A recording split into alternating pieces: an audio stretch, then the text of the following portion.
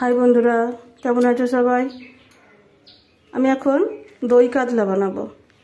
মাছের পিসগুলোতে আমি নুন হলুদ মাখিয়ে নেব। নুন আগেই মাখানো আছে, হলুদটা দিয়েছি, মাখিয়ে নেব। আর সঙ্গে নিয়েছি মশলা। এখানে একটু লঙ্কা গুঁড়ো, হলুদ গুঁড়ো, ধনে গুঁড়ো, জিরে গুঁড়ো আর আদা রসুন বাটা 1 চামচ, বড় চামচের 1 চামচ। আর ফোড়ন দেওয়ার জন্য নিয়েছি গোটা গরম মশলা, কয়েকটা গোলমরিচ, একটু গোটা জিরে আর 2টো শুকনো লঙ্কা। আর 2টো পেঁয়াজ আমি পেস্ট করে নিয়েছি, এখানে মিক্সারে একদম মিক্সড করে দিয়েছি। আর 100 গ্রাম টক দই ফেটিয়ে রেখেছি। এর মধ্যে দেওয়ার জন্য আরও একটা মিক্সড বানাতে হবে, যেটা আমি মিক্সারে বানাবো। সেটা হলো 1 চামচ পোস্ত দিয়েছি, কয়েকটা কাজু বাদাম দিচ্ছি আর 2টো কাঁচা লঙ্কা। এটা একটা পেস্ট বানাবো, বানিয়ে তারপর আমি রান্নাটা শুরু করব। সাদা তেল দিয়ে দিয়েছি, তেলটা গরম হলে মাছগুলো দিয়ে দেব।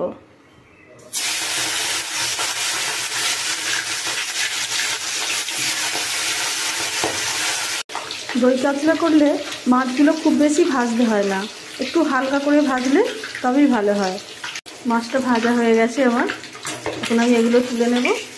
নিয়ে বাকি মাছগুলো আমার ভাজা হয়ে গেছে, এগুলো আমি তুলে নিচ্ছি।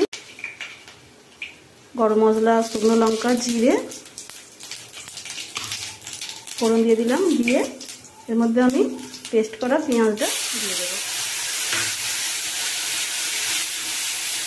কাঁচা পেঁয়াজটা একটু না ভাজলে পেঁয়াজের গন্ধ ছাড়বে, তাই পেঁয়াজটা একটু ভেজে নিলাম। নিয়ে এর মধ্যে আমি আদা রসুন বাটাটাও দিয়ে দিলাম। এটাও একটু ভাজবো ভালো করে। একসাথে ভেজে নিয়ে তার মধ্যে আমি সমস্ত গুঁড়ো মশলাগুলো দিয়ে দেব। দিয়ে এটাকেও ভাজতে থাকবো। আর নুনটাও দিয়ে দেবো এর মধ্যে। তা মশলাটা একটু ভালো করে কষতে হবে, গ্যাসটা কমিয়ে দিয়ে একটু সময় নিয়ে কষতে হবে। বেশ কিছুক্ষণ কষার পরে একটু তেল ছেড়ে ছেড়ে এসছে। এর মধ্যে আমি এখন টক দইটা দিয়ে দেব।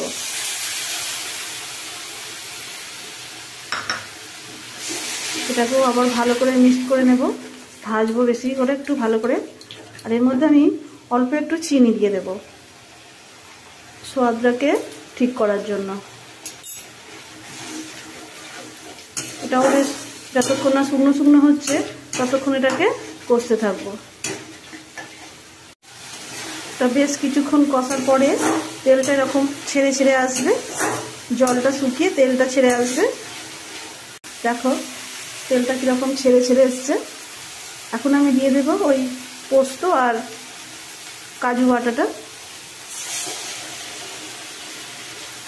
এই বাটিটা ধুয়ে অল্প একটু জলও দিয়ে দেবো।